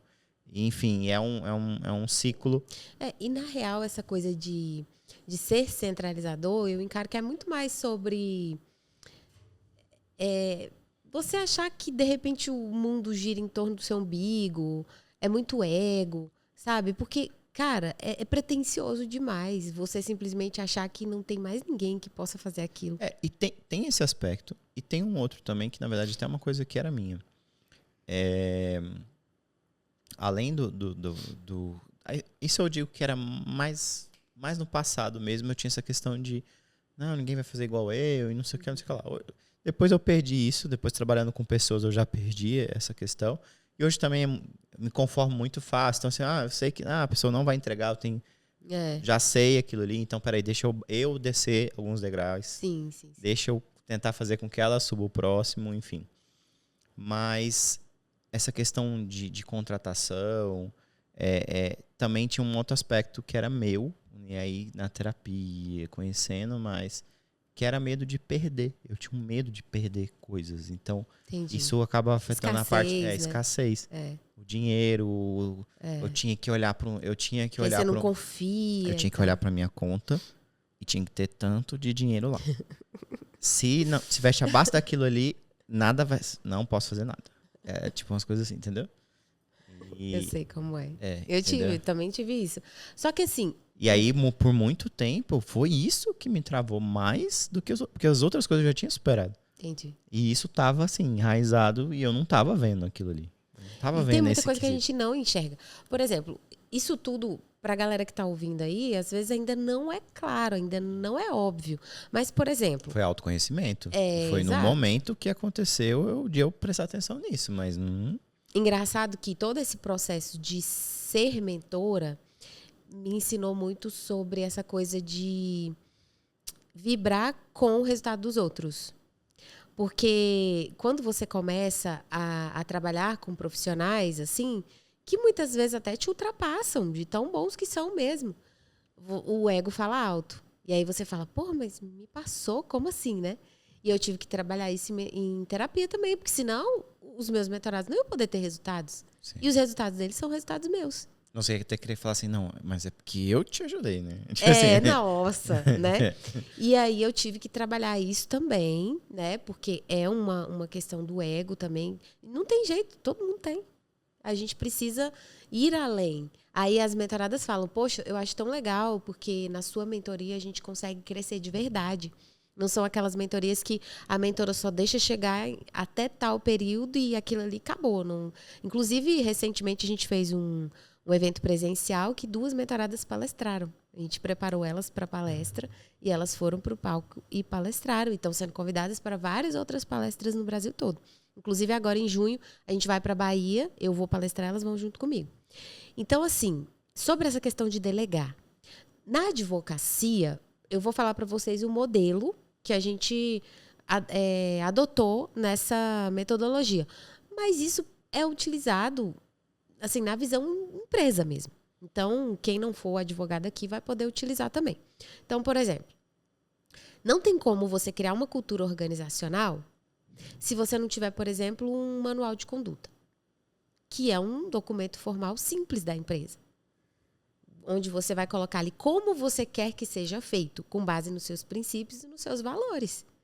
Ali você conta a sua história, a missão, a visão, os valores da empresa, que a gente achava um saco e achava que não servia para nada, mas que depois que a gente vira empresário, a gente vê que faz sentido, né? Para a galera aprender a vestir a camisa, entender o teu porquê e realmente fazer sentido, ela se sentir parte daquilo. Não tem como você delegar se você não tem procedimentos operacionais padrão, que que são os POPs. Ou seja, eu tenho a descrição da tarefa. Eu tenho a setorização do escritório. O escritório tem seu setor, suas tarefas específicas e quem é responsável pelo quê. Falando numa dimensão de uma estrutura maior, você pode ter uma setorização em que você tem ali líderes, né? Em cada setor, gerentes em cada setor. Isso também acontece com a advocacia. Regimento interno é o mínimo que você precisa também no seu escritório. Então, hoje eu pergunto para o advogado, ele chega para mim e eu falo, tem manual de conduta? Ele, não. Tem regimento interno? E os POPs? Também não. É muito incomum. Mas aí você pensa, isso serve para quê? É muito mais fácil hoje, no processo seletivo, eu vou lá, tenho um processo seletivo padrão, contrato o cara, faço o onboarding dele, recebo ele na empresa e treino ele. Como é que eu treino ele? Olha, meu filho, tá aqui o manual de conduta, leia. Facilita você, é uma coluna, né? Uma coluna vertebral, né? Tipo, você tem padroniza, você né? tem um centro ali e você, todo que correr fora daquilo ali, você tem um... E você pode cobrar. Por quê? Porque você orientou. Ô, Fernanda, as pessoas, elas dizem que contratar estagiário não funciona, porque estagiário não sabe de nada. Mas será que é porque você não está querendo que o estagiário faça serviço de advogado? Sim. Porque você não consegue identificar as habilidades que a pessoa tem, as soft skills dela? Ele está ali, na verdade, para aprender com você. Se ele não está fazendo nada, você não está ensinando nada. E outra, o estagiário... Cara, eu gosto muito de estagiário, por quê? Porque eu prefiro que ele seja o faz-tudo do que eu. E ele tá ali para ser o faz-tudo, porque ele tá ali para aprender mesmo. Então, ao invés de eu estar escaneando documento, ele vai escanear documento. Ao invés de eu estar fazendo requerimento administrativo, ele faz e eu reviso. Ao invés de eu estar saindo do escritório, aquela história de você cuidar do seu tempo, ele vai sair. Eu fico fazendo outras coisas mais complexas. Então, acho que falta muito você ter visão de gestor e de líder. Né? Eu sempre falo, é diferente. O gestor ele é muito mais racional e o líder é muito mais relacional. Ou seja, ora eu bato, ora eu assopro. E aí a gente vai equilibrando essas duas funções para a engrenagem andar direito. Outra coisa que eu percebo que é o calcanhar de Aquiles do tal do advogado. Não é só do advogado, não. É do cara que é o dono da empresa e que corre de conversar com o colaborador. Ele quer enfiar um buraco, ele quer cavar um buraco, enfiar a cabeça dele lá e ficar lá e deixar o problema passar sozinho, do que ele sentar, conversar com aquele colaborador que é a laranja podre, que tá dando problema com todo mundo, que tá desrespeitando a galera. Tem gente que foge. Como tem gente que foge? Não adianta fugir não, gente. Ou encara e resolve o problema, é o teu negócio que vai pelo ralo. Então, são muitas coisas. Por exemplo... na verdade, a partir do momento que ele entendeu quão isso é importante, ele vai diminuir o prazo de demora de conversar. Você quer conversar logo, é pra ontem e quer resolver o negócio logo. Pela raiz. E se tiver que tirar, tira logo. Exato. Contrate devagar e demita rápido. Sim. A gente faz o contrário, né?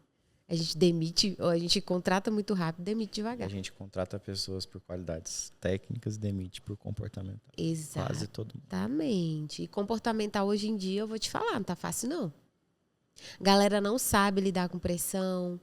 A gente não tem um teste comportamental para aplicar ali, para tentar ver quais são as habilidades da pessoa. Não tem uma descrição do cargo para a pessoa pelo menos saber o que se espera dela. Essa questão de missão, valores e tal, né? Até quando eu estou criando minha startup, eu criei minha startup recente agora e foi a primeira coisa que eu contratei. Estou no processo, um profissional na parte de plano de negócios, justamente para fazer parar para eu decidir todos esses aspectos. Muito legal. Por quê?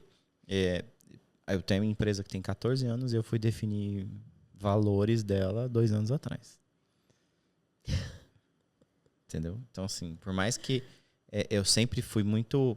na verdade, eu transcrevi aquilo que eu sempre falei, né? Porque nada mais os valores são de quem tá dirigindo a empresa. Então, total. Lógico, você combina coisas que você almeja de futuro, visão de futuro, mas é aquilo que não é negociável, né? É aquilo que você quer. Então, e aí, como isso ajuda no processo seletivo? Porque mesmo que você não tenha várias outras coisas definidas e você não consegue adivinhar aspectos comportamentais de uma pessoa que está aparecendo na sua frente numa entrevista. Vários dos valores que você coloca, olha, eu vou ler agora para você os valores. Só a reação da pessoa naqueles valores você já consegue perceber muita coisa, porque se ela já dá uma entortadinha na boca com um valor que você já sabe que você vai ter problema com aquilo ali. Exatamente. Então, se é algo que não é negociável para você, acabou, essa pessoa já não serve. E detalhe, isso é muito feeling também, né? A gente vai adquirindo com o tempo. Não, é feeling. Eu falo contratação é feeling. Total. Enfim, às vezes a gente acerta muito ali no início, acaba errando depois, porque você não colocou... Você tem um feeling bom, mas você deixou de trazer para aquele momento alguns aspectos para ser avaliado. Então, o que você avaliou bem. Mas as outras coisas que você deixou de trazer para o negócio, você trouxer, você pega. Entendeu? Você consegue pegar ali no feeling. Então, é o que eu tenho usado, e só o fato de trazer os valores para a mesa já ajuda e muito, até situações. Eu coloquei os valores, até uma coisa que eu vi até na G4, o pessoal da G4, que é o que é e o que não é. O que é aquele valor, né? A tradução daquele valor, e o que não é aquele valor. Exato. Parece ser, mas não é. E aí você consegue trazer essa situação e a pessoa você já situa ela, olha, num caso disso. Como é que você lidaria? Eu gosto muito disso também. Eu gosto muito disso. E aí, às vezes a pessoa ela fala uma coisa, como você joga uma situação que talvez vai levar ela a ter um posicionamento contrário, você já entende como é que é a pessoa naquele momento. E querendo ou não, assim, são os testes práticos ali, né? Vou até citar um exemplo. Pode falar. Que eu falo que as coisas têm que ser ditas na hora que elas precisam ser ditas, independente da situação. E eu sempre falo que tem, dentro do ambiente de trabalho, determinadas coisas você tem que... Você viu um comportamento de um coleguinha ali, né, do trabalho, tem coisas que você vai chamar ele no canto e vai falar. Mas tem coisas que, dependendo do nível que ele falou, a altura que ele falou, e como ele falou, tem que ser falado na hora. Ele tem que escutar na mesma altura de volta. Então, tem que falar aquilo que precisa ser dito na hora que precisa ser dito. Exato. Aí já era. E aí eu uso sempre uma situação que eu brinco, que é... Eu trago para vocês falar, se você estiver numa academia e alguém tiver CC, você fala ou não fala? Acho que eu me afasto. Me afasto. E aí, hoje, né? Hoje eu pergunto isso porque eu tinha essa... Eu sempre fui de falar, eu esperava um pouco para falar, mas eu falava. Mas hoje eu tenho uma postura diferente. Aí eu quero que as pessoas falem, né? Porque é o meu valor. Eu falo, tem que ser dito. E aí, por quê? Por que eu acho que tem que ser dito e eu coloquei como valor? Porque no primeiro momento, você afasta. No segundo momento, você está falando da pessoa. Porque não basta se afastar, você vai falar que aquele cara tem CC. Não, então, aí você se afasta e pensa. Aí você comenta com alguém. Aí você comentou com alguém, daqui a pouco você está comentando com mais alguém, esse alguém está comentando com o outro. Daqui a pouco aquela situação virou uma fofoca. Em estrutura de empresa, acho. E aí aquilo ali começa a virar uma bagunça, porque simplesmente você não falou. Lógico, se chegar na pessoa, eu tô dando um exemplo assim, né? Mas tipo assim... Gente, não vai sair falando pro pessoal que tem CC na academia. É um exato. Exemplo. Eu falo. Porque é melhor é melhor eu falar do que a pessoa virar notícia ou fofoca. Ou eu mesmo... Não treine com o Fernando. Ou eu mesmo começar a fofocar sobre aquilo ali. Entendeu? Tipo assim, eu começo a virar uma fofoca. Então, eu falo dentro do ambiente. Eu tô dando uma situação totalmente adversa. Mas dentro do ambiente vão ter situações totalmente adversas. E o simples fato de, por exemplo, pessoas que falam mais alto que outras. Sim. E é o CC. Inclusive... Entendeu? Se você não falar para a pessoa que ela tá falando muito alto e tá te atrapalhando... Então, lá na empresa eu preferi não falar. O que eu fiz? Eu botei no manual de conduta. Aí lá tem... Mas não é todo mundo que fica lendo o manual. Então, assim... Não, todo mundo lá é obrigado a ler. E se vier me perguntar e tiver no manual, eu falo, você tem que ler o manual? Não vou te responder. Você vai lá agora e lê. Sabe por quê? Isso é criação de cultura organizacional. Então, eu coloco, por exemplo, não pode ter mau hálito para atender o cliente, não pode estar com mau cheiro, não pode falar alto, não pode chamar o colega. Fulano, vem cá. Entendeu? Vai, interfona se for o caso, ou vai lá, né? Enfim, E esse é o manual de conduta, é você poder colocar tudo. Eles até riem quando eu falo, não, mas não é para rir, não. Eu tô falando sério. Se você aparecer aqui com CC, você tá fora do manual de conduta. Você vai ser punido pelo regimento interno. Aí é advogado, né? Outra coisa. Como eu não sou advogado, eu não botei isso ao pé da letra que precisa. Gente, mas é sério, faz muita diferença. Mas faz diferença quando você é claro o suficiente. Quando eu dou esse exemplo na entrevista, quem já foi entrevistado por mim vai saber. É justamente para trazer a situação e a pessoa refletir sobre algo que... Assim, evita muita coisa. Evita muita coisa no dia a dia, então, dentro do ambiente de trabalho. Então, porque não basta... A gente está falando sobre um processo de mentoria com o cabeça do negócio, né? Com o gestor do negócio. Então, além de ele ter todo esse processo, depois que ele entender que é importante gerir o negócio, que é importante ter um sistema... que é importante delegar, que o tempo dele vale muito, ele vai dar com essas adversidades que nós estamos falando agora.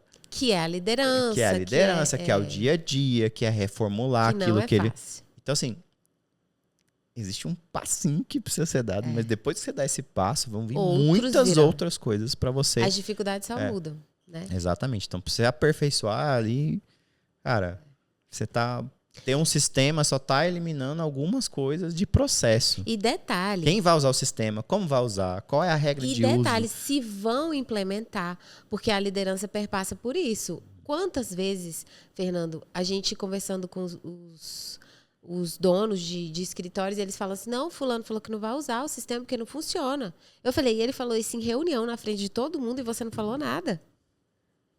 Sabe? Sobre a coisa de... A questão acontece isso porque, às vezes, o próprio gestor não usa o sistema. Ele não dá exemplo. Porque se ele usasse o sistema for útil o suficiente, na hora, quando você usa algo, quando você tem aquele hábito, é imediato. Não você tem vai como. defender. Não tem como você... Por exemplo... Não, ops, peraí. Não, e outra coisa, não tem como eu querer liderar uma equipe e pedir que ela faça algo se eu não faço. Eu, como líder, tenho que ser o primeiro a dar exemplo.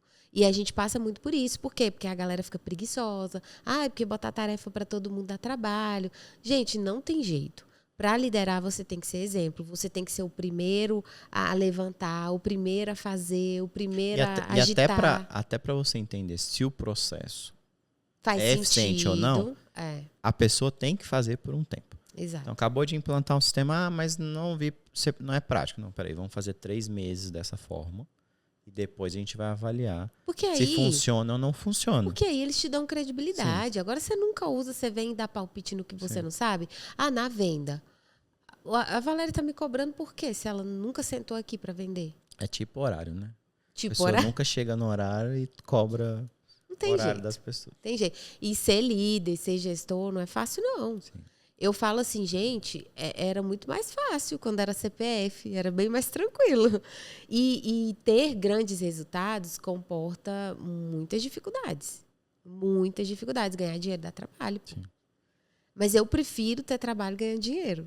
Porque você vai ter trabalho sendo pobre, sem ter dinheiro nenhum. Isso aí eu já passei por muito tempo.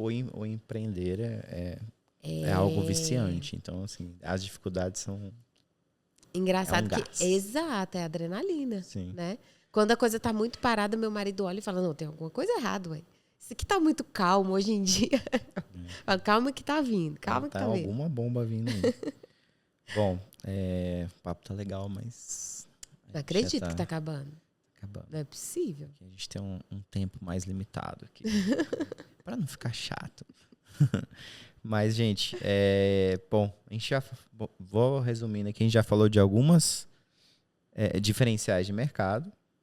São até diferenciais até básicos, né, na verdade, porque nem isso está ocorrendo de fato.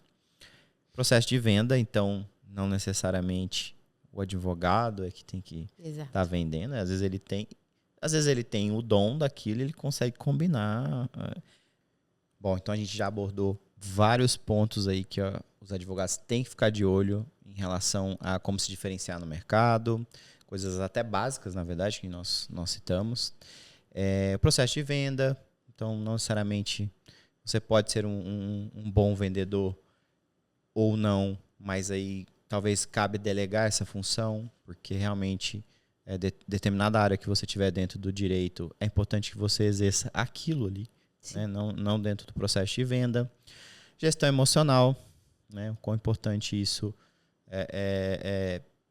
acho que dentro do processo como um todo e se conhecer, né? Se conhecer, porque não é só sobre... eu falo que o seu profissional anda com o seu pessoal. Sim, né? Não tem como você diferenciar. Eu não sei qual é a sua postura em relação a isso, mas essa questão de ter um Instagram para sua vida pessoal, um Instagram profissional, não tem como você ser duas pessoas. É difícil. Nem é interessante, na verdade. É difícil você ser uma, né? Imagina você ser duas. Não tem como. Não tem como. As pessoas hoje, até dentro do processo de venda, as pessoas também compram você como pessoa. Na verdade, mais antes de comprarem de você, elas compram você. Exatamente. Então, o aspecto do ser artista vende bastante também. Então, lógico. Então, não é que você vai se privar de fazer determinadas coisas na sua vida, mas determinada profissão que você tem, sim, é importante você manter a sua imagem. Então, tem coisas que você não vai fazer porque é a sua profissão. Você não vai se expor a determinadas situações dentro da sua rede, porque isso vai atentar contra o seu profissional. Então, reflete. É fato. Assim como existe sim ou não, faz, não faz, ali também tem, né? Nossa, eu vou me privar. Não, vai sim, vai se privar porque é necessário. Ou então faz, mas não posta, né? Exato. Não tem que postar, né? Nem tudo tem que ir pra internet, né? Você pode ter uma vida fora do seu Instagram. Exatamente. Então, é importante se conhecer. Falamos de tecnologia, né? Na verdade, tecnologia é até algo ultrapassado, mas da importância, né, de ter sistemas de gerenciamento, isso para tudo. Hoje eu acho que dentro da inteligência artificial, então, existe números não só de fazer só textozinho mas sim de organizar processos, né, de leitura, então, dentro do direito, enfim, é uma loucura. Ainda bem que eu gosto, porque senão...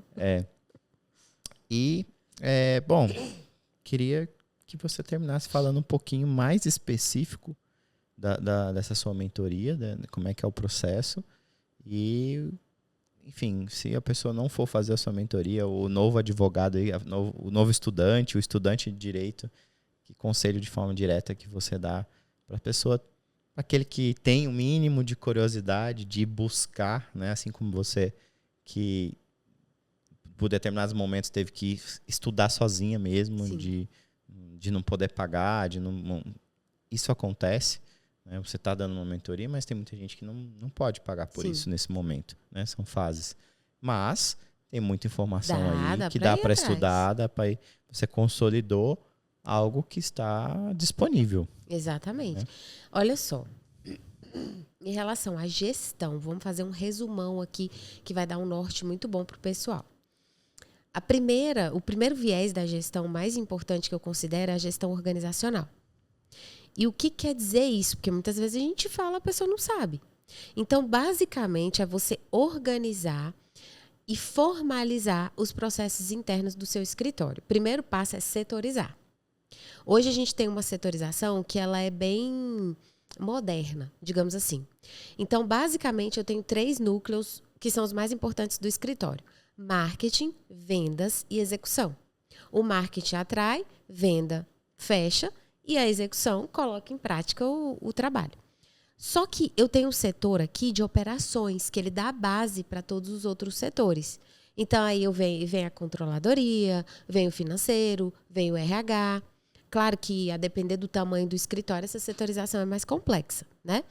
Mas você precisa setorizar, identificar cada tarefa de cada setor e, a partir daí, começar a delegar.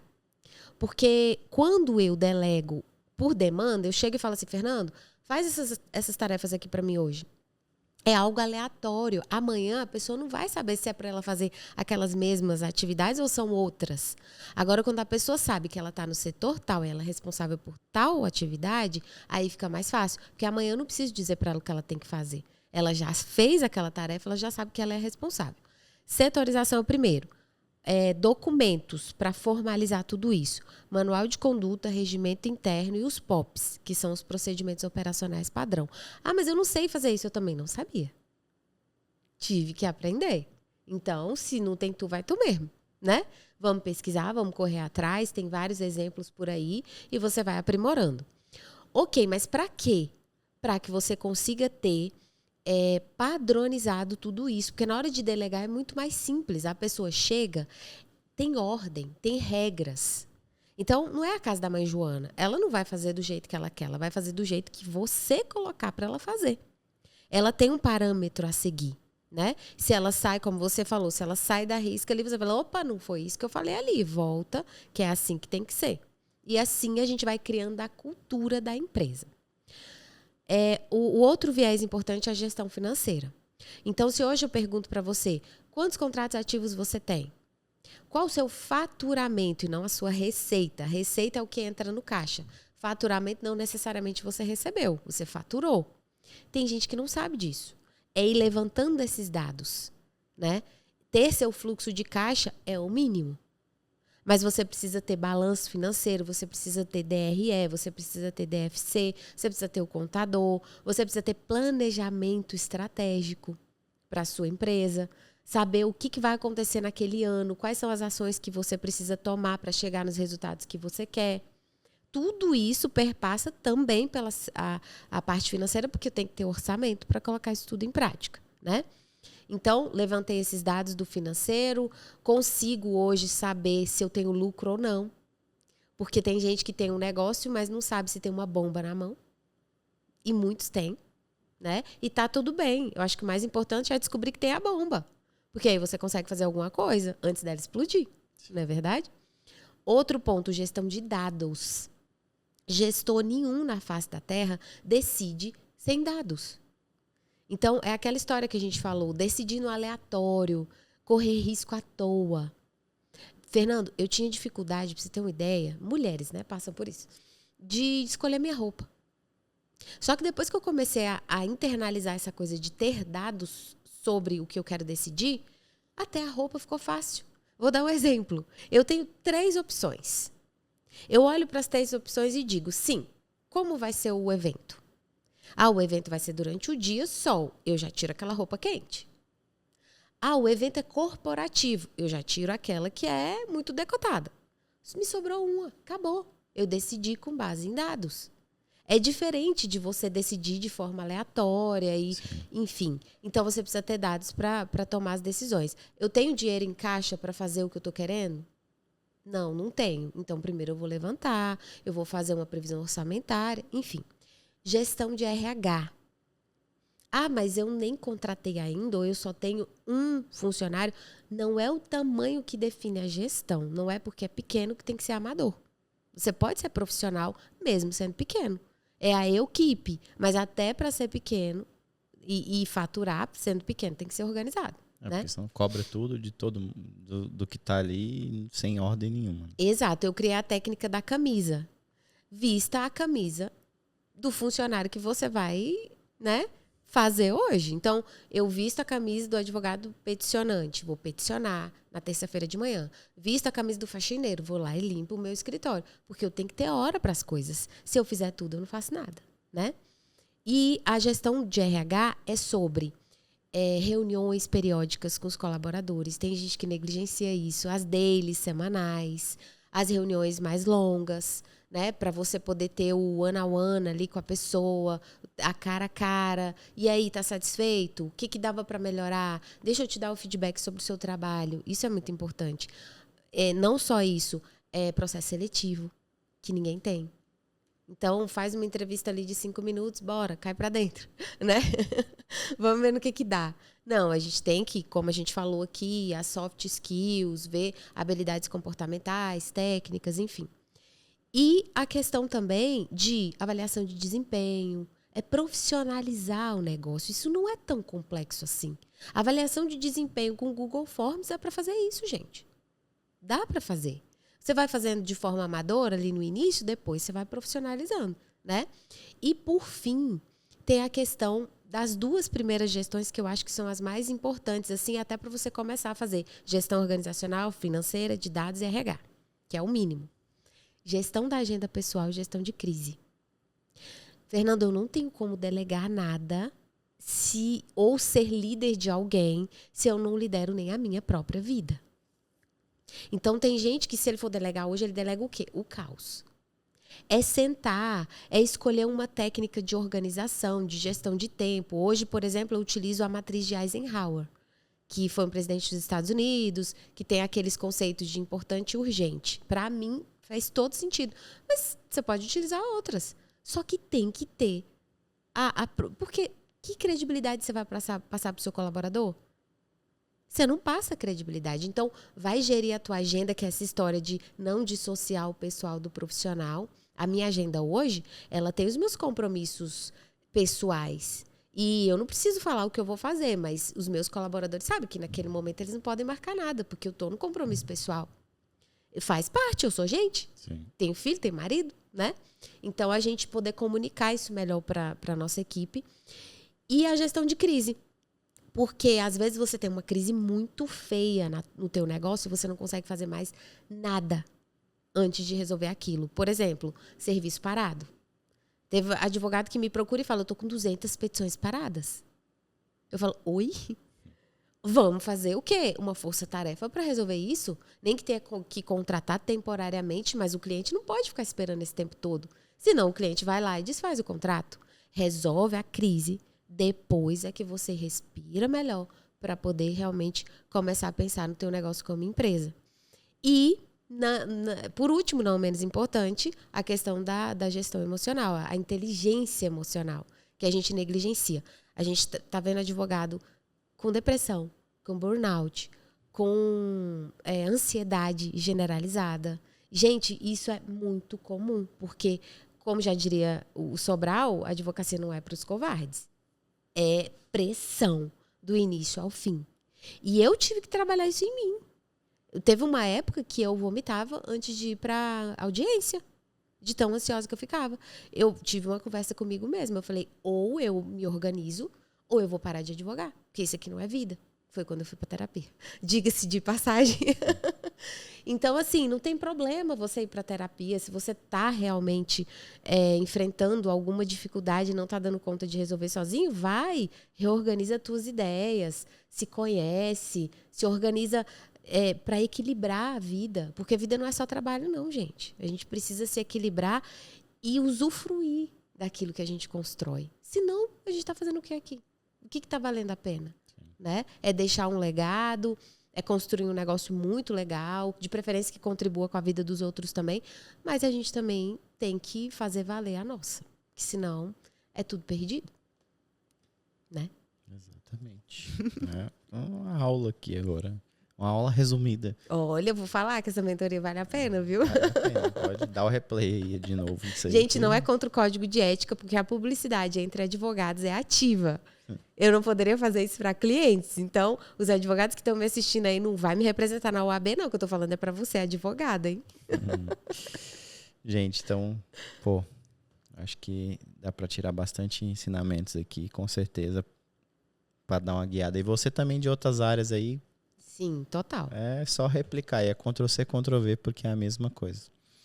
E é isso. Se quiser saber mais, Valéria Guimarães V. Valéria Guimarães V. Então, envie esse vídeo aqui para quem você acha que tem que escutar isso aqui. Né? Com certeza você deve ter um amiguinho aí advogado que está precisando, está todo desregulado, ou que se acha. Ou que se acha, tá achando que é. Mas muito obrigado, Valéria. Imagina, eu que agradeço. Foi super produtivo. E, galera, não se esquece de se inscrever aqui no canal. Então, Pod Lana. Segue lá também no Spotify. Pod Lana Oficial. Segue meu Instagram, Fernando Lana. Se tiver alguma dúvida, tiver sugestão de alguém que você quer também falar sobre esse assunto, trazer outros pontos de vista também. Sim. Não, vamos trazer. Comenta. Se não gostou de alguma coisa, comenta também, porque dá engajamento. Discorda. Enfim, pode falar aí. Só não xinga, senão vai ser banido. Mas é isso aí. Então, muito obrigado. Eu que agradeço. Até a próxima, pessoal. Até, gente. Obrigada. Tchau, Beijo tchau. pra vocês.